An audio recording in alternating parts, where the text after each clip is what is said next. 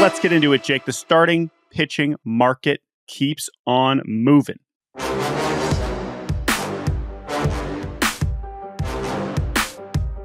Let's begin in Queens, where the New York Mets have signed right-handed pitcher Frankie Montas to a 2-year deal worth $34 million. There is an opt-out after that first year, but $17 million AAV guaranteed to Frankie Montas as the Mets try to rebuild their rotation. One of the biggest storylines of this offseason, besides for the Mets, besides their pursuit of Juan Soto, is the fact that their top three, I think they lost like 700 innings, departed, more than that, in free agency with Manaea, Severino, and Quintana. Maybe they end up retaining some of those guys, but they had to bring in some starting pitching in some form, and this is the first version of that. Frankie Montas will be a Met.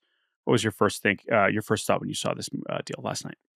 I mean, it fits the vibe. The Mets did this last offseason, signing veteran pitchers to short-term contracts, hoping that the club's impressive pitching development team can squeeze the most juice out of these guys.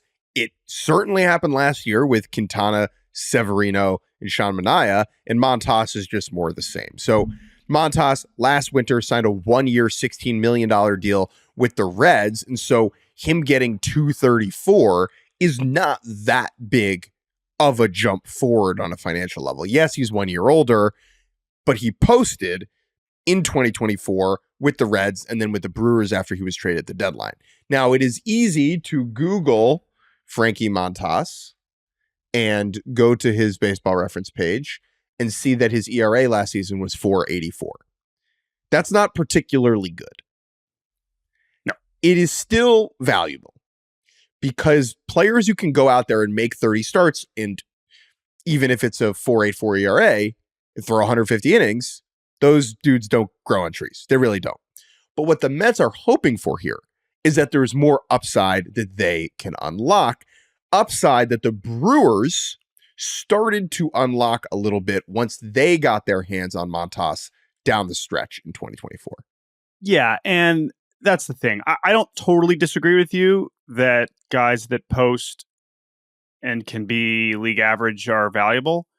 They're not signing him to have a 4.84 ERA, right? There's clearly the hope, and based on what he did after the trade, now the ERA was still 4.55 with Milwaukee. That's because the command didn't necessarily get a whole lot better, but the strikeout rate just soared when he went to the Brewers. And so while you look at his game log, he had certainly some dominant outings along the way. He didn't look particularly awesome in the postseason, but there is value here. And he's the kind of guy that has enough pitches and has shown flashes of excellence along the way. And when you're still a big, durable right-hander that throws pretty hard, and you're only 32, he's turning 32 right before opening day, you can see both with the adjustments that he made when he got to Milwaukee, and obviously the strikeouts ticked up, and just in his past, there's reasons for optimism here. But I do still think that, I mean, I am surprised, and I think the industry was surprised when you look at what was being projected for Frankie Montas, that he could get a deal like this. And we're going to get to Scott Boras, his agent, in a little bit, because he also, another one of his clients, Matthew Boyd, signed, and we're going to get to him in a second. But I think this is a real, again, bit of a heat check here, where it's like, all right, we just did this. Let's see if we can do it again. Let's secure, hopefully, at least 150 innings, which we need even more than that. If we can get this guy locked in now, we can kind of build from here. And maybe there is still a path, later this offseason, where they do pursue a Corbin Burns, or they do pursue a Max Fried or something like that. Who's to say? But based on how well it worked last year, you can understand if they kind of target this middle tier and try to get more out of that and focus their resources elsewhere. So I was surprised by the number, just because I think Montas, while you could see the adjustments we make and the strikeouts went up, I'm just not that big of a believer in him. But again, obviously they proved a level of competency to get these guys better. I think the ballpark will be better. I think that there's reasons to hope that he can, put up a better season from a run prevention standpoint. So I don't dislike it, and they needed to sign starters to some form. This is just an interesting place to kind of begin rebuilding this rotation. I was iffy on Sean Manaea last year, and so sure. It's not that simple. You don't just, Jeremy Hafner, the pitching coach, doesn't just wave his arms in the air and make a pitcher better. That being said, there are things to like about Montas. I mean, if you go look at his splits, he's so much better against righties than he is against lefties. So I think a big part of the Mets strategy will be finding out a pitch for him to use against left-handed hitters. Yeah. And if he can do that, it should help him mitigate those splits a little bit. The biggest change he made after going to the Brewers was adjusting the shape of his slider. It was more sweepy when he was with the Reds, more side-to-side movement. After the deal, it had a lot more depth, a lot more downward break on it. I think this signing is reliant on what else the Mets do this winter. And so if Montas is starting game 4 of a playoff series, or if Montas is starting game 2 of a playoff series, that is a big difference, right? Yeah. And so I give this an incomplete grade for the Mets, but based on the track record, I feel pretty good about it. Yeah. Let's put this on the Scobo. Scott Boras scoreboard. Scott, the agent, sits at 6-5-2 currently. Frankie Montas getting 2 years, $34 million with an opt-out feels like a unequivocal W. Yeah, I mean, most of the projections around the industry were putting him, maybe he would get 2 years. Again, he's only turning 32 before opening day, but 17 AAV when, a lot of the projections had him more closer to 10 or 12. When you looked at where he kind of ranked, I think we had him at the very, very end of our top 50 free agents. I believe we slotted him in at like 49. Maybe we were a little low than the average, free agent rankings. But it's not like people were talking about Frankie Montas as like clearly in that second tier. And 17 AAV that's like second tier money for starting pitching. And we know starting pitching is going to be expensive. And that's clearly a theme here at the start of this offseason, is that's really the part of the market that started moving. But yeah, I think this is a pretty easy dub here when you just look at the complete body of work for Montas with the last 2 years, which is not pitching really at all in 2023, coming back from shoulder surgery, and then having a 4.84 ERA, which, yes, it looked better down the stretch, but it was still like, it's not like he went out there in the postseason and was amazing, like this was not exactly a standout season. It's just, this is a real investment in someone that they believe they can make better, and you can understand why they did that. But securing that guarantee, I think, is an easy win for Boras. So we will give Boras a dub, but that is not the only update to the Scobo, because another one of his clients, Matthew Boyd, also signs a 2-year deal. This one with the Chicago Cubs. All right, the Cubs getting on the board here. This one breaking in the middle of the night with a 3 a.m. John Heyman tweet, Matt Boyd to Cubs. This makes a lot of sense. And in the same way that we knew the Mets were going to have to kind of build their rotation back up, I wrote kind of our Cubs offseason preview, doing the 5 biggest questions when I wrote about it for Yahoo last week, or I guess before Thanksgiving. And one of my questions was, based on all the reporting, based on our conversation when Jeff Passan was on the show, it doesn't sound like the Cubs are going to play for the Burns, for the Fried, for, of course, the Snell, whatever. But they were going to have to add some starting pitching. And so there was a lot in that middle tier that they could have gone after. Maybe they were interested in Frankie Montas. Who's to say? Matthew Boyd, who had a very different season than Frankie Montas in that he didn't pitch very much, but he was really, really, really good. And the Matthew Boyd story kind of got lost in the Guardians postseason run. It's a pretty astonishing thing. I mean, this dude came back from Tommy John, signed mid-season, was basically still finishing his rehab in May, and just like hanging out with his kids, and was trying to decide, okay, where am I going to sign mid-season? He decides to go to Cleveland. They desperately need, rotation stability. And my God, did he give that to them? I mean, for him to be able to come in mid-season rotation that was just in shambles due to underperformance and injury, have an ERA under 3 in those 8 starts down the stretch, to look excellent in the postseason, right? I mean, it was really, really impressive. And again, it wasn't necessarily a headline of the Guardians' run to the CS, but he was everything they could have possibly hoped for and more. And him getting to face the Tigers in the postseason, the team that he was with, for 8 seasons, like the Boyd arc is interesting. I know he wasn't necessarily a main character earlier in his career in Detroit because they weren't relevant, but now he gets this deal with the Cubs to kind of slide into the middle of their rotation. And in the same way that the the one thing about the Cubs, we've given them a lot of crap because, again, I think justifiably so. They haven't made the postseason in a while. I mean, look what they got out of Imanaga last year, man. I mean, that was an absolute huge win, right? I mean, they crushed that signing. Can Boyd be as good as Imanaga? It's another lefty who doesn't necessarily throw that hard, but relies on deception and relies on command to kind of keep that run prevention at an impressive level. I like the match, and I think if he can provide bulk, which again, he obviously, because of the injuries, has not thrown more than 100 innings since 2019.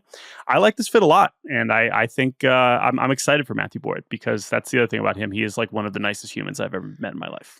So that's what I wanted to ask you is when Matthew Boyd showed up in Cleveland and you were around the team, you were like, this is one of the nicest people ever. Yeah. What flavor of niceness is Mr. Boyd? I mean, again, like, I know Cubs fans right now are like, who cares? Is he going to have a 2.72 ERA for the Cubs in 150 innings? Like, he could be a schmuck. I know, that's fine. I mean, he could be, and no, I know people listening to the show want to know who it's fun to read for, and we like to provide that insight. I just, again, the kind of the attentiveness, the respect. It's not just like accessibility. It's like knowing everyone on the beat's names before he got there. He asks people questions. That's a great like player taking time to learn about you, like, and just everything about it. It's just so genuine and such cool. And everyone who knows Matthew Boyd has said that for his whole career. But for him to be thrust into just a massive amount of responsibility to kind of carry this Guardians staff when they asked about him. I know we said, oh, they don't have starting pitchers, they don't have starting pitchers. Like, yes, that was all true, but Matthew Boyd was doing his job, man. Matthew Boyd was doing his job, and now he parlays that into a nice little deal of guaranteed money here. 2 years, $29 million. Big W on the Scobo. Not as impressive as the all-time Boris Dub, which was the 1 year, $10 million deal he signed with the Tigers before 2023 after throwing 13 innings the year before. That's an just magnificent bit of business. Still, he made 8 starts this season, and Scobo parlays that into 2 years, $29 million. My one piece of skepticism here is that I don't think the Cubs are going to sign another frontline arm now. I think this. You think this is their only starter they're going to sign? I think this is the only starter that they'll end up adding because it gives them 5 starting pitchers, and that's the number that you need. Now, yes, you can move Javier Assad, the greatest pitcher in the world, into the bullpen and roll with Imanaga, Justin Steele, who, remember, really good, Jameson Taillon, and now Matthew Boyd, and sign a 5th dude. It could, be Max Fried, and then I just don't think they're going to play at that level of the market based upon the indications that ownership is given. And so I think this does round out the rotation. Maybe they get, like another buy low depth piece, but as far as I'm concerned, that's it. And it just leaves the rotation in a place where I'm like, it's okay. It's pretty good. Yeah. But that's the problem with the Cubs is there's no one horrifying me, and I want to be horrified. Yeah. And that's kind of where I'm at with the Boyd deal. Nothing against Matt Boyd. Like, he's good and he's a good ad and he makes the team better. It doesn't show a different approach to team building that makes me believe the Cubs are acting in a new fashion. I think that's totally fair.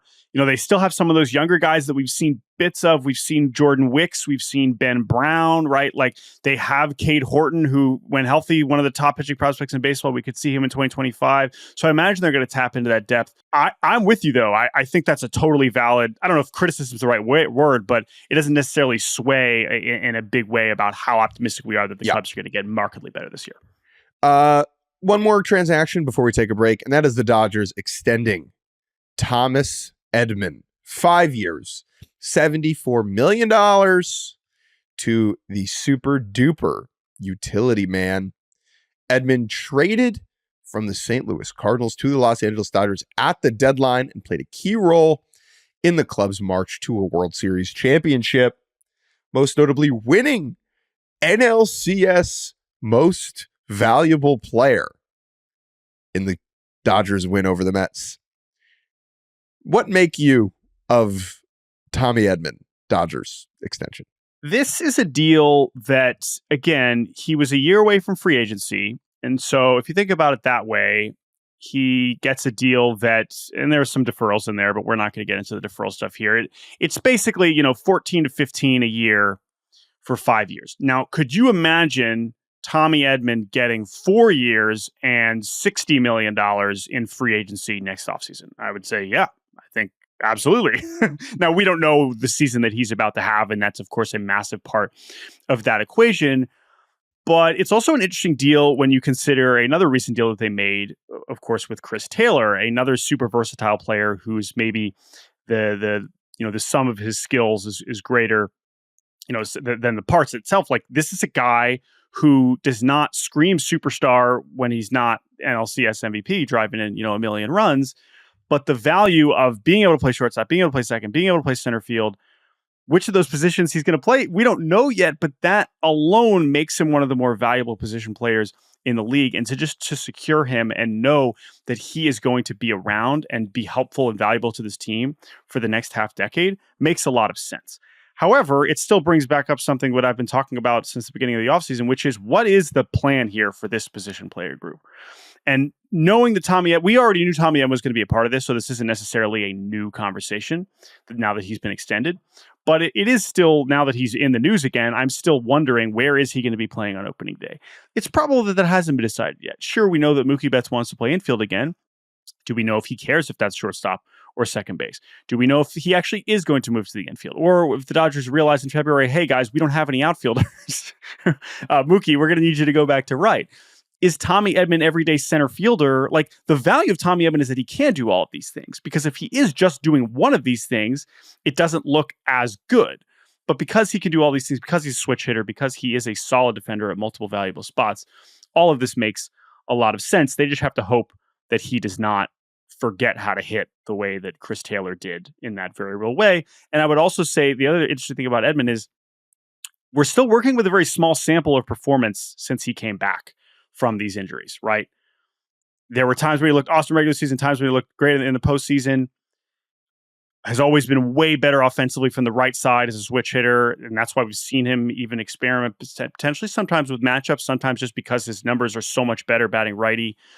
What is his offensive ceiling? Maybe it still hasn't been determined. Maybe there is another level of offensive production for him. But it doesn't matter. It doesn't really matter. Yeah, as long as the bottom doesn't fall out, he's going to be a valuable player.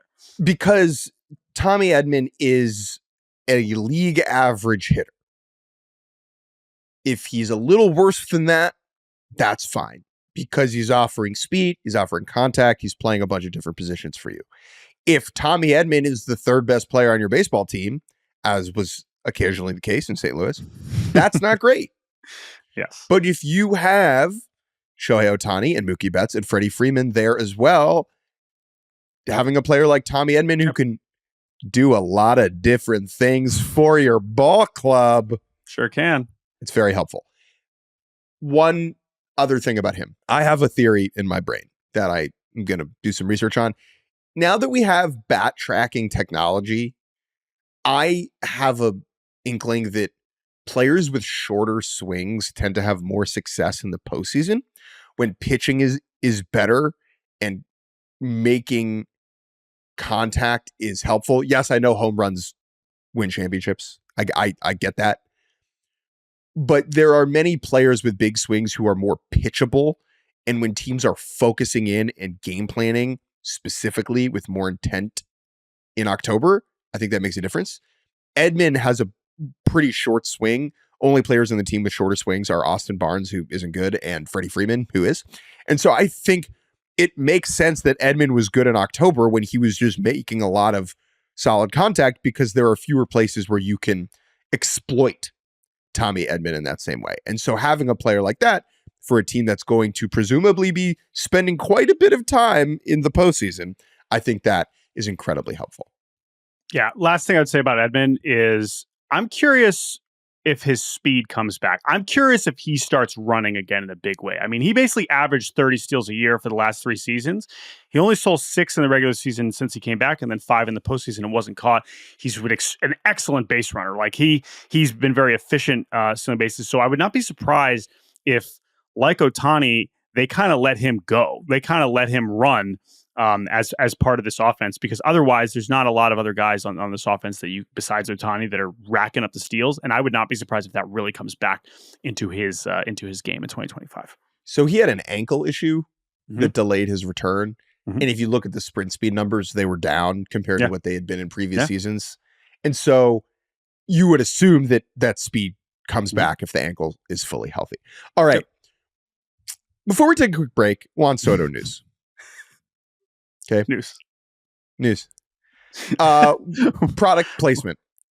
No free ads. Juan Soto did a bit with an energy drink company, and where he was sitting down at a podium with a bunch of microphones and said, "I've announced where I'm going, and it's here." And then he puts on the hat with the brand.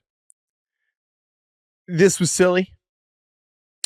This was yet another sign that Juan Soto clearly understands that everyone is sucking up every last hint to try and figure out where he's going. The idea that Juan Soto would announce where he's going like this would be amazing. I would love to have a LeBron decision style press conference for Soto.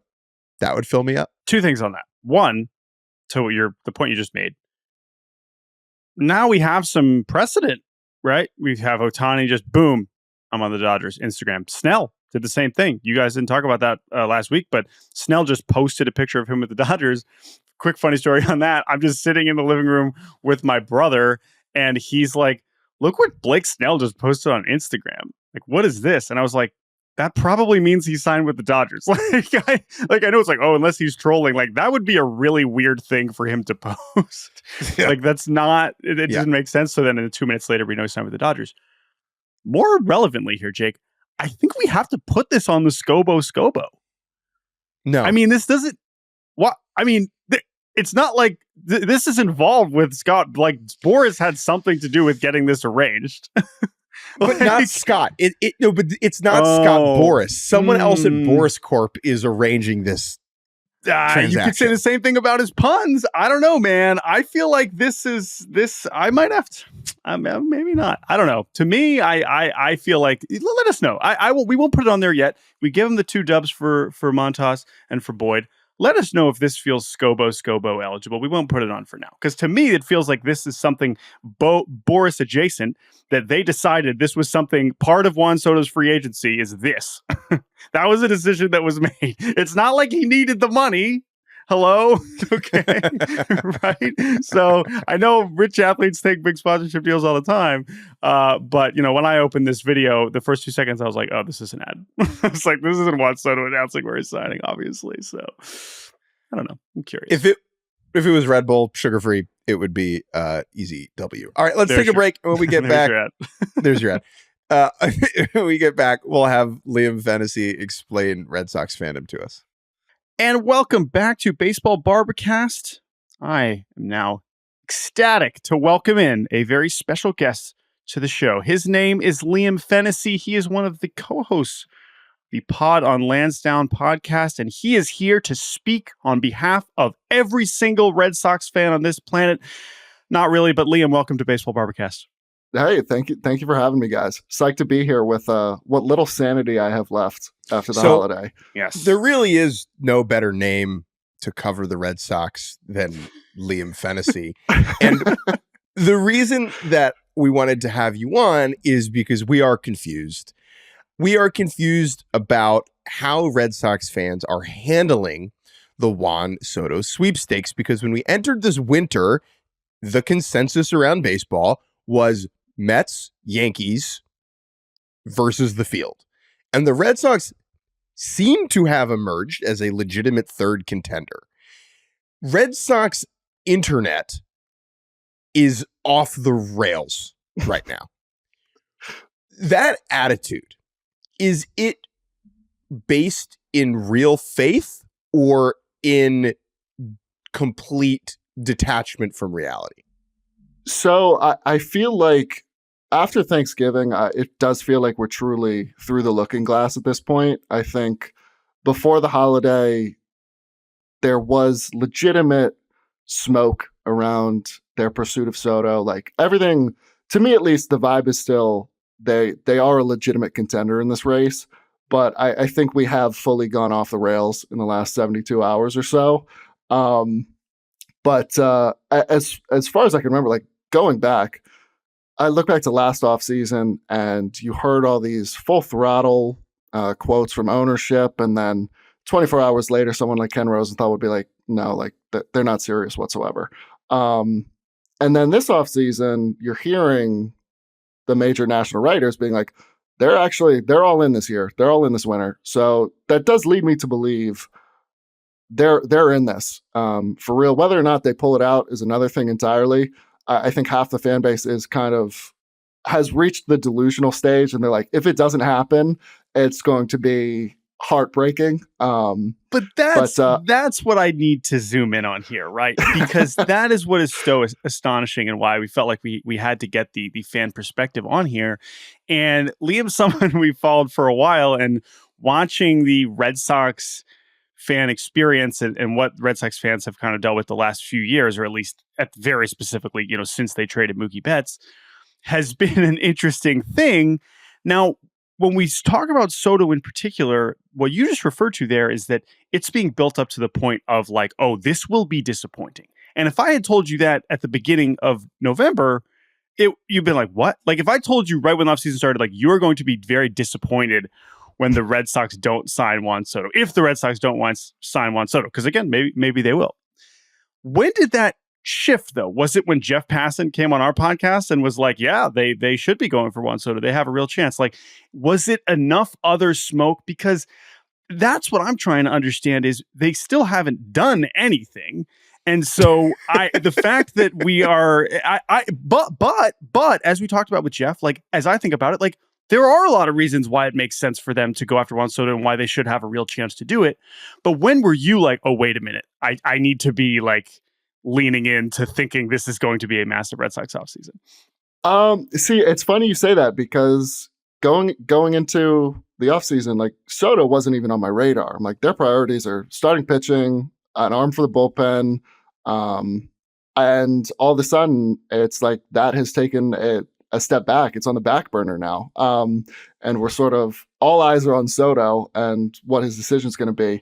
I think it truly has been like a slow descent into madness. It was just report after report. Like you said, Passan, Heyman, Nightingale, Bowden have all come out to some degree and said, like, they are serious in this pursuit. And yes, even the local guys like Alex Spear, Ian Brown, they all have the sense that the front office is very committed to making a real and I guess respectable push, as opposed to last offseason when they're like, yeah, we made an offer for Yamamoto, but we didn't actually meet with him. Like, so it does feels completely different 12 months ago. But I want to now, so you mentioned the last 72 hours, right? Because everything you just referenced is true. And I do more than last year. And based on the reporting this year from people that we trust, do believe they are being more legitimate in their aggressive pursuits of not just Juan Soto, but other free agents, trades, all those things, right?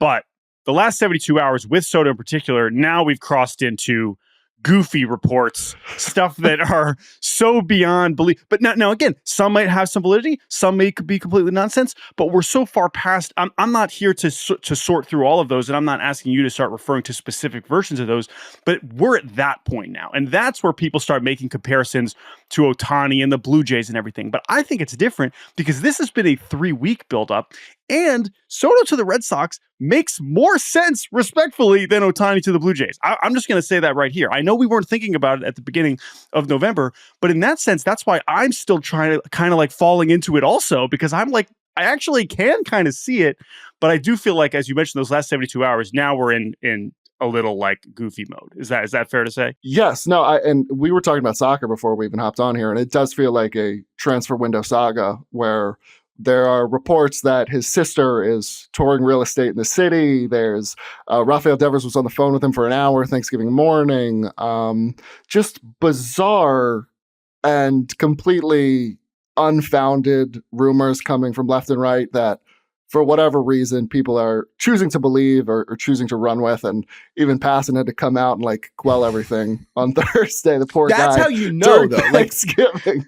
Like Jeff doesn't feel the need to do that a lot. And so Yeah. when the reporter for the sport has to come out and tell a fan base to freaking cool it, that feels like genuinely an accomplishment. So for me, congratulations. Right. Well, because to that point, Jeff doesn't tweet. One of the reasons why we appreciate him so much and why people can have his notifications on, he doesn't tweet not news very often.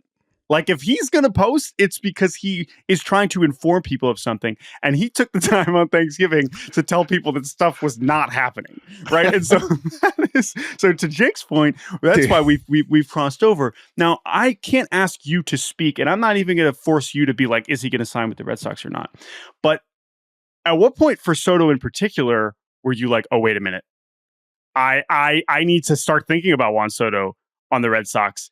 And why it does make a lot of sense in a lot of ways, whether it happens or not.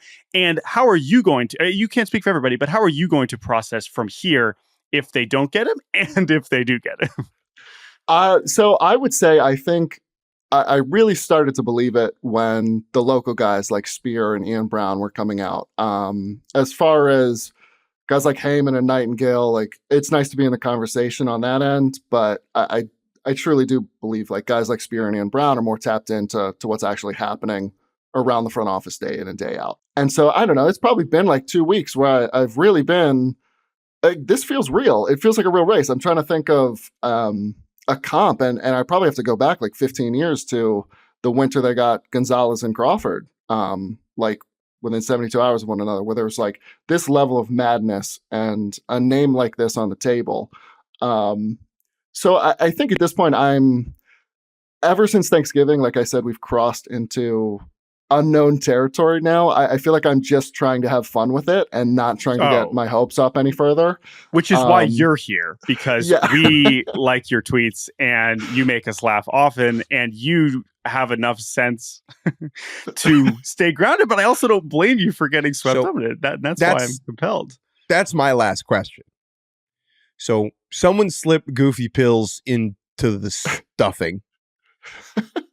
And are you going to be okay? When Juan Soto signs with the Mets, are you and is Red Sox Nation going to be okay?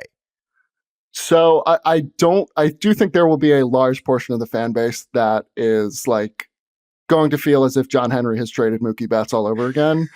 But as far as I'm concerned, like I said, like going into the offseason, Juan Soto wasn't on my radar. I was like, that's not the priority for this team right now. If you're trying to build a complete roster, you need at least one frontline starter and one elite bullpen arm to really get yourself back in like conversations of, oh, this is a real contender. This can be a real contender.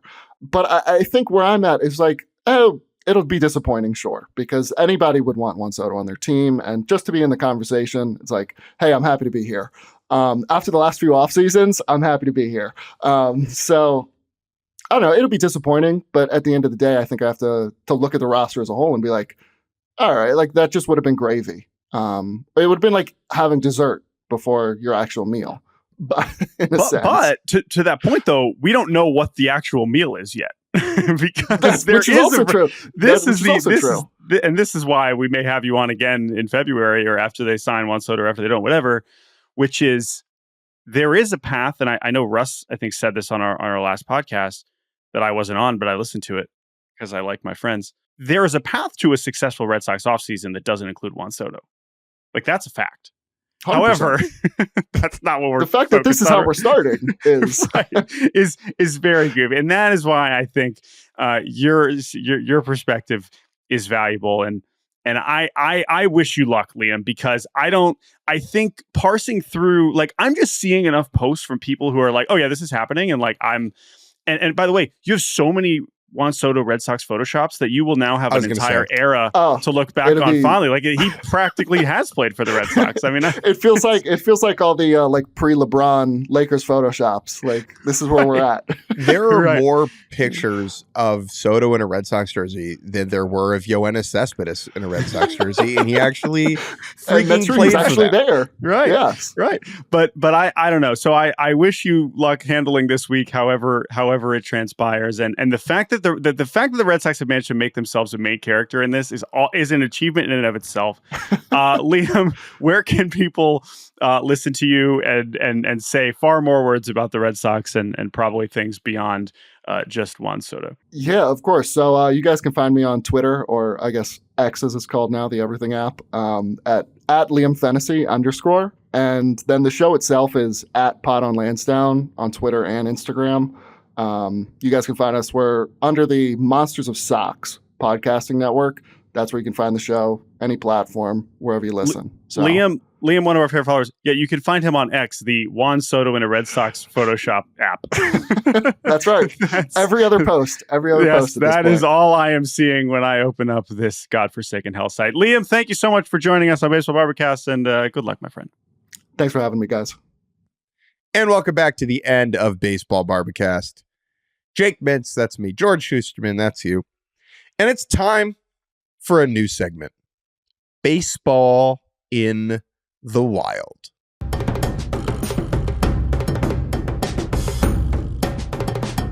On our show, we spend a lot of time talking about baseball, but sometimes our beloved sport stretches far beyond the confines of the very insular MLB talking head landscape and stretches into pop culture.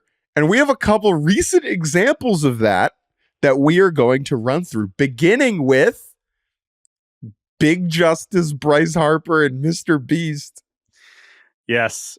As you mentioned, sometimes baseball goes beyond Matthew Boyd's Baseball Savant page and makes its way to a YouTube video with 70 million views in under 48 hours. Yes, the biggest, or one of the 3 biggest YouTube channels on earth, MrBeast, released a video that is essentially an all sports competition with some of the most famous athletes on earth, headlined, of course, by Ronaldo, where some of the best athletes on the planet are in competitions against not the best athletes on the planet. It's basically a supercharged version of Pros versus Joes. Yes, which, do people remember that show? I don't know. Google it. I certainly remember that show. All of which is to say, in this MrBeast video, which also incredibly features an announcement of a collaboration with Yahoo Sports, which is not the reason we're talking about this, because obviously what we're about to talk about is Big Justice versus Bryce Harper, which is something we would talk about anyway. But yes, MrBeast Yahoo Sports Collab. I was not prepared for that when I watched this video for the first time, and that was a pleasant surprise. But Jake, this segment, this, I don't know, 5-minute clip of Mr. Son of Big AJ Costco guy himself. Do we need to explain that, family? No, I don't even really want to. You've seen them. They bring the boom. It's not Big AJ. It's just AJ. Okay, well, he's AJ and he's big. But Big Justice, his son, who is a real, baseball player. He plays ball. I mean, it is not an accident that they picked him to participate in a home run derby with Bryce Harper. Now, you first said, what do you mean he played a home run derby against Bryce Harper? How does that work? Well, smaller fence. The fences are a little bit shorter than the one for Bryce Harper. Now, let's start with something that maybe you noticed. What a strange venue for this. They're doing this in the AAA stadium for in Nashville. What were you surprised by that? Not at all. That's where Bryce Harper lives in the offseason. All right. So there you go. Well, I think people just learned something. Because if you watch this video, you're like, why is Bryce Harper hitting in Nashville? That's where he lives. There's your answer. Now, Bryce Harper has more than one home. That is a place that he spends more time than other cities. And this ballpark is where Bryce Harper, which a ballpark that I assume he has never played in otherwise. So that's another thing, unless he's going to hang out and take some swings there. But Just to spoil what happens, each Mr. Little Big Justice here versus Bryce Harper, they each get 10 swings. And Bryce lost. Were you surprised that Bryce lost this, or do you think it was rigged? I think it was rigged. Bryce hit 4 booms and Big Justice hit 5 booms. I think that I was impressed by Big Justice's swing. He doesn't have a whole lot of lower half flexibility, but he's still able to maintain a pretty significant amount of loft. And there's some decent bat speed there. Now, do I have concerns about Big Justice as a hitter as the other kids get also big? Yes, certainly I do. But don't forget, Big Al is now a shortstop. Wow. But I was going to say that was my next point. So my understanding is he is, I think, 12. And so this is an age when you can kind of brute force your way to power production in certain levels of Little League. He was using a bat that I'm almost certain is not allowed in Little League because the sound that thing was making was bonkers.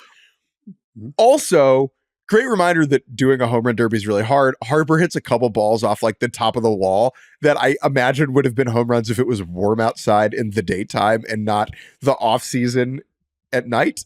I also think that they gave Mr. Justice, David Justice, a lot of opportunities maybe behind the scenes. And the funniest part about this video compared like the Harper part to the other parts is that Harper's like rooting for Big Justice. He's like, you got it. You could do it. Whereas Noah Lyles running against some schmo is like clowning on the guy. That's so true. That's so true. And that's the last thing I want to hit on this one before we move to our next Baseball in the Wild, which is Bryce Harper's outfit. It's hard to tell who's throwing to him or throwing to either of them, but it's an interesting fit. And then my last question to you, Jake, is when do you think this was filmed? It was certainly filmed before Ohio State lost to Michigan over the weekend, which is why it's funny that Bryce Harper's wearing an Ohio State hat. He is an Ohio State fan. That's been a thing. I believe his wife played soccer there. That's not new. I think this was filmed at some point within the last month. It was a November film date. There's no way this would have happened quickly, and there's no way Bryce Harper would have agreed to film anything in late October. And so my gander is that this was filmed on like November 14th or something. It was nice though. It was nice to see Bryce Harper in a home run derby again. That's one of my cherished baseball memories is him winning the home run derby. This was not how I expected to see it again, but I certainly appreciated it. You know, a lot of people think that Bryce Harper winning in 2018 was rigged because Kyle Schwarber was robbed. And so this is just karma for that with Big Justice, I think, getting some help. Let's move on to our next baseball in the wild, which is Druski wearing a Mike Soroka jersey. Now, if you don't know what that sentence means, that's okay. First, I will explain Mike Soroka. Mike Soroka, you thought I was going to explain Druski. Yeah, please. Mike Soroka debuted with the Braves as a pitcher in 2018. In 2019, he finished 6th in the Cy Young. He was freaking amazing in 174 innings as a rookie. And then he got super hurt and had multiple Achilles issues and did not play in 21 or 22, was bad in 23, was on the White Sox this year, and was like totally average in 79 innings. Just like, but you know what happened though? This is the thing. Are you aware that Mike Soroka moved to the bullpen, had a 40% strikeout rate? I'm not. Okay. So this is the thing. This doesn't explain why Druski's wearing his jersey, or though maybe it does. Mike Soroka was horrible in the rotation for the worst team in the league, and then they were like, whatever, just go to the bullpen and throw as hard as you can. He did, and he stopped throwing a sinker and went all 4-seamers and sliders, and he was amazing. Now he is a free agent, which is relevant because he's 27 and maybe will be awesome out of someone's bullpen next year. But the reason we're talking about him right now is because Druski, who is one of the more popular social media creators of the past, 5 years, and has 8 million followers on Instagram, and he's a very recognizable face whose Twitter sketches you probably see in many forms, or at least reaction videos you've seen in many forms on various social media sites. He is just a very recognizable and funny person. But what is notable here is that this is not the first time he was seen wearing this Mike Soroka White Sox jersey on a Kai Cenat marathon stream, which I'm not going to explain. But the point is, millions of people tuned in and were like, that's Druski. What is he wearing? I don't know. But we were like, oh my God, that's a Mike Soroka jersey. And then we were like, oh my God, Druski loves wearing random baseball jerseys. Druski might know ball. There is evidence of Mike Soroka White Sox jersey, a Mason Wynn Cardinals jersey, which that's a great one because good player, underrated. Mm-hmm. A Paul Goldschmidt Cardinals City Connect jersey, the Lou jersey, a Madison Bumgarner City Connect, which is incredible on the Diamondbacks, which is incredible because that was like one season where that existed. And I don't think I could pick a player whose energy is more opposite to Druski's than Madison Bumgarner. And so for Druski to be like, I'm going to rep that guy is amazing. Colton Cowser jersey, a National City Connect jersey. It's just like he's coming out with some wild stuff. But here's the thing. And we'll circle back to Soroka. I don't think he knows ball, and I don't think it matters. I think he loves wearing jerseys, and I think that he at least knows that it's funny to wear random jerseys and have people wonder. I don't think... Now, how he ended up with Soroka in particular, because, I mean, respectfully, the fact that the Soroka one was even made, I mean, like, that was a choice that either he made or someone around him was like, this needs to be made. Because White Sox fans, correct me. I mean, do we think Soroka had jerseys in the White Sox team store? That is super hard to believe. So because of that, like, I just really wonder how he acquired such things. And clearly he's got a knack for the City Connects. He likes those. He's been wearing a few different versions of those. I believe he's been seeing a Blue Jays one as well. So he clearly is into this. And I think this will continue. But now after this one, I have no idea what direction he's going to go to next. And I do just hope that if Mike Soroka, I don't know who his agent is, but if they're negotiating, like, this has to help, right? You're like, hey, Mike Soroka, people know who he is. Druski just wore his jersey on an extreme in front of hundreds of thousands of Gen Z kids watching Kai Cenat stream. Like, he's got some name brand some recognition now to where whatever team he goes to next, that jersey's going to be in the team store because everybody knows who Mike Soroka is now. More people watched Druski wear a Mike Soroka jersey on that stream than people watched Mike Soroka pitch this year. Yes. Amazing. I don't know if that's true, but it sounds right. Sounds right to me. Last baseball in the wild. By the way, we know that like this is UGLA adjacent, but these three in the span of a week, we had to hit on here. Branson Arroyo was on The Masked Singer. Jake, explain that sentence to me, please, because that's what do we need to review who Branson Arroyo is? Because how they introduced him on this very popular reality show was something. So Branson Arroyo pitched for a while and was on the Red Sox in 2004. He is also well known for singing songs. He has multiple albums out, including albums released during his career. The Masked Singer is a show where famous celebrities wear very elaborate costumes and judges have to try and, I guess who is in the costumes. Previous winners of this competition include Jewel. Okay. Jewel won this. Yeah. And this clip is bonkers because one of the judges, Robin Thicke, yes, points at a dog wearing a Sherlock Holmes outfit and goes, "That's Branson Arroyo." And it is. So I think clearly because Branson Arroyo has been in the music industry for a while, there must have been some previous relationship. There's like a kind of a clip. I don't watch the show. And we got an email about this from Greg, who alerted us to this. And Greg's email is so funny because he says, "Hey, Jake and Jordan, Branson Arroyo was just on The Masked Singer. I must admit, I do not watch the show. However, my girlfriend does. And I wish my reaction was caught on camera when she out of the blue asked me yesterday, 'Do you know who Branson Arroyo is?'" Yes. Which is exactly my thought, right? Because he takes off the mask and it's like everyone's like, oh my God, it's Branson Arroyo. And I think Nick Cannon is the host. Nick Cannon goes, World Series champion and legendary pitcher Branson Arroyo. And I was like, ooh, could have just stuck with the World Series champion. Like you can't tell him he's wrong about that. Is Branson Arroyo legendary? I mean, this is the question, right?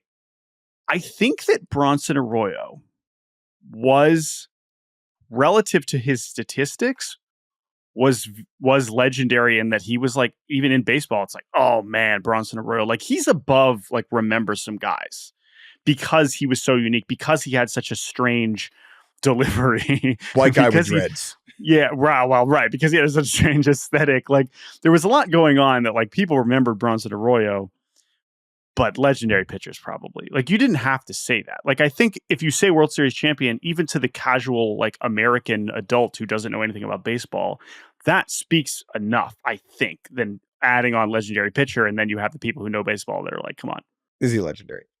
He really did throw a lot of innings, though. You got to give him that. He did, and he allowed so many home runs. The other thing about this that I don't think you saw, they had like the intro package where they give the clues. Did you see who gave the clues? No. Barry Zito. Oh. Another pitcher turned musician. And so I was like, at that point, I'm sure Robin Thicke was like, oh, I remember hanging out with Barry Zito and his other baseball playing guitar player, Branson Arroyo. That's probably who it is. That would be Barry Zito was apparently on The Masked Singer. He was earlier on in the show. So again, kind of too much of a hint there. But to the average person watching, I mean, they're like two legendary pitchers, Barry Zito and Branson Arroyo. All right, that's our first edition of Baseball in the Wild. Jake, let's finish up with one more bit of news before we say goodbye. And that is a retirement of Brandon Crawford. Brandon Crawford, the longtime shortstop for the San Francisco Giants, the short-time shortstop for the Arizona. Jeez. Short-time long stop. I just called them the Arizona Cardinals. You know why I just called them the Arizona Cardinals? I hate this so much. It's because I always Google Cardinals. I'm like, Cardinals, show me the Cardinals. And then this just gives me the Arizona Cardinals every single time. Every single time that happens. Come on. Do people really care more about the Arizona Cardinals than the St. Louis Cardinals? Sadly, probably. Anyway, Brandon Crawford, who this season, in his final year of Major League Baseball, played 28 games and hit 169 for the St. Louis Cardinals. That is not what we will remember him for.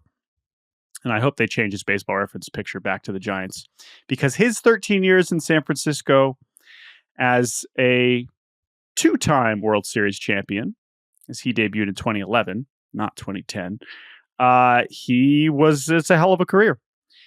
It's the kind of career that 14 years, nearly 1,500 hits. Is this Hall of Fame ballot worthy? I guess we'll find out in 5 years.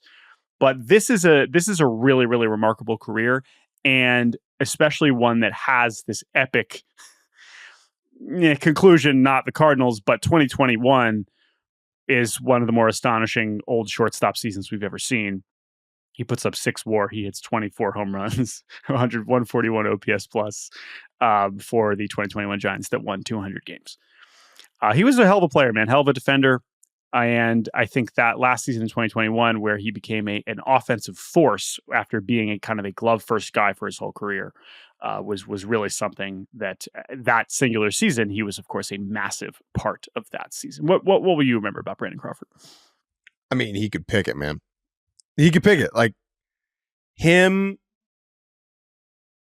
as an offensive player, whatever, like, congrats. He was uniquely gifted as a defensive shortstop. And the videos of him working with former Giants bench coach Kai Correa in spring training on infield, and it's like arguably the best infield teacher in the world and like the best hands we've seen in a long time, is some of the dorkiest inside baseball joy that I can have as watching that video. So I'm very thankful that Brandon Crawford, like, defense rules. And I'm glad that he hit enough to play that long so we could watch him play defense. Yeah, very well said. 4-time Gold Glove winner at shortstop is not a small feat. There's a short list of guys that have won more Gold Gloves. at that position. And hell of a career for Mr. Brandon Crawford. That's it, Jake. We're done. We did a podcast again. I can't believe it. It's so good to be back. Thank you again, and Russ Dorsey, for handling the show while I was out last week. And it was great to see you on Saturday. Jake and I got to spend some time together over the weekend. Somewhat unexpectedly, we were both at our homes in the DC suburbs, the Maryland DC suburbs, and we're like, "Oh, Jake, come on over. Let's hang out." We went and hung out with our friend Craig Goldstein of Baseball Prospectus. That's always good. We'd love to see Craig. And then Jake came back to my house, and we were just hanging out, and Jake didn't really have anything to do, and so I was like, "Yeah, just stick around. It's good to see you." You know, we live in different cities now, so whenever we have the chance to be in the same place, it's like, all right, great. We can really enjoy each other's company. Jake got to spend time with my family. It was so lovely. And then again, I'm going to tell the story because I think people that listen to the show, they like to, we like to tell them about who Jake and Jordan are as people, right? And so this was vintage Jacob. So in my family's basement, there's been this treadmill that has been just in the way for probably now 10 years. I lived down there briefly during COVID. I was staying down there when I was visiting my family, and it was just this treadmill. And every time I'm home, and for years, just like, what are we going to do with this treadmill? Oh, my mom's always trying to get rid of stuff. And Jake was like, "Oh, I'm so glad you said something. I would love to get rid of this treadmill for you. I have nothing to do." Over the course of 3 hours, Jake just took apart this treadmill, just viciously and ruthlessly and rather efficiently. And it was quite the same as my wife and I just like sat there and played cards. So if you want to know what Jake and Jordan are like in real life, that's what it was. And I had a great time. I appreciate my family appreciated it. I did help a little bit along the way, but you were like, clear out. Like this was kind of an ISO, like out of the way. Like, I got this. Jake, what was your favorite part of taking apart my family treadmill? It was great because it was an old treadmill. You guys weren't going to sell it. Like, this was dump bound. But the thing about taking any electronic apart is that you really should separate the wires from the metal, and so you can recycle it better. And it was too heavy to carry upstairs, so I just disassembled it in a meaningful way. And the best part for me was just getting to use power tools and then using a hammer to just blast away at this treadmill. So Jordan, thank you for letting me disassemble your family's old treadmill. Oh, did you guys talk about ball? Nope. Not really. No, not really. We just kind of hung out, talked about life as Jake just whacked away, just smashing this treadmill into pieces. And now it is my brother's problem to take it to the dump. Congratulations, David. Thank you all for listening to Baseball Barbacast. Tonight, Monday night, the Venezuelan Winter League is hosting the Home Run Derby with a lot of recognizable names that I will be tweeting out, including Jose Altuve, Eugenio Suarez, Jackson Chourio. That is an annual event that I look forward to every December, and you should check that out. Other than that, thank you to producer Andrew Hartz for making this show happen. Thank you to Liam Fennessy for joining us as a special guest talking about Red Sox Twitter. We will be back later this week on Thursday. We'll be back on Thursday. Maybe we'll be back before then if Juan Soto signs. Otherwise, we will talk to you on Thursday. Thank you all for listening. You can email us baseballbarbacast@gmail.com. Have a good week, everybody. Talk to you soon. Bye.